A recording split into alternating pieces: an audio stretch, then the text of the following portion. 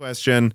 Caleb Hudson writes in and he says, "Hey guys, I know this is a bit off topic, but I was wondering, what is some advice that you would give to your freshly graduated high school self that wants to get to where you are today? What would you do differently in terms of education and execution? What sparked your curiosity in semiconductors?" Yeah, great question. Thank you, Caleb.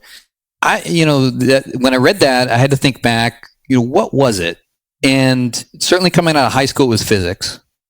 I really enjoyed the study of physics.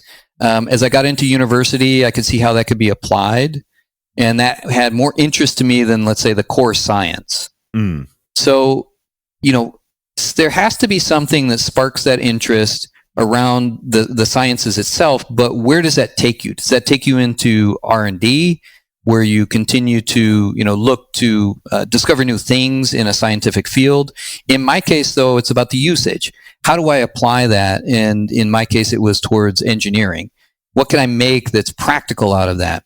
And I got pretty fascinated by the process technologies that go into semiconductor, because when you do, it's called process integration engineering, and I haven't done it myself, but it's something where everything kind of affects everything else. It's a total system.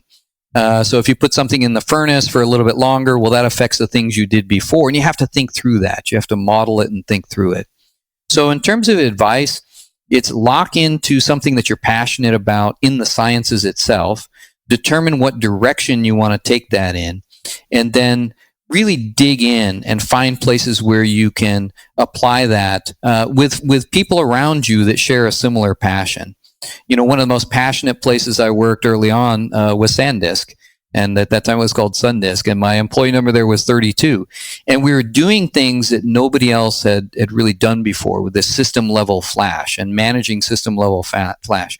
That was probably the first year was probably the most fun I've ever had in my career, because we were just having to come up with new concepts to apply to this space. And so it was innovating and solving problems that leads to a product. And then once that product ships, you get a great satisfaction out of it. Later on, as your career elevates, you're called on to do more and more things.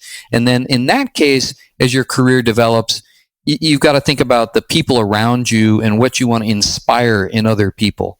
Mm-hmm. And I think that's a transition point, because those people that are working for you may have much more knowledge about the domain that you're managing them on, but your goal now is to eventually get to a point where you're inspiring them.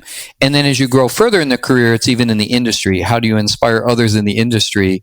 Talking in forums, in conferences, et cetera, and articulating a vision of the future that would make them want to head in that same direction.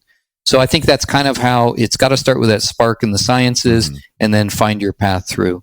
So maybe that was a little bit of an esoteric answer, but maybe that's the way my brain works, is in an esoteric way.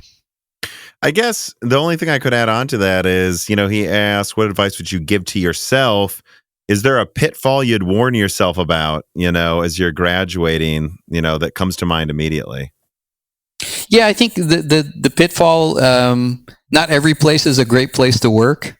When you've worked only great places, you can fall into that trap. And I made that mistake at least once in my career of moving somewhere and kind of giving up on, hey, this is going to be a great place to work. No, it's not. It's not a great place to work. Boy, I like that other place a lot better. That was a bit of learning for me.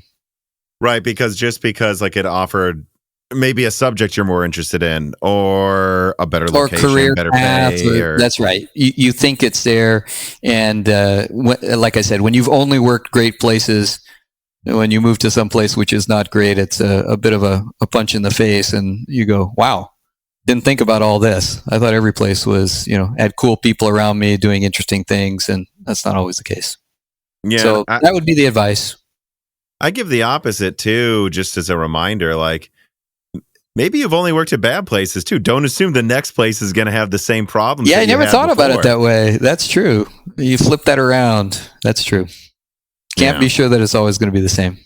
That there's no point in going to another place. Maybe it will be better if you just go somewhere else. Maybe that is the issue. Change is not always bad. That is absolutely true. Okay, well, I think that's a good note to end on. I really want to thank you for coming on.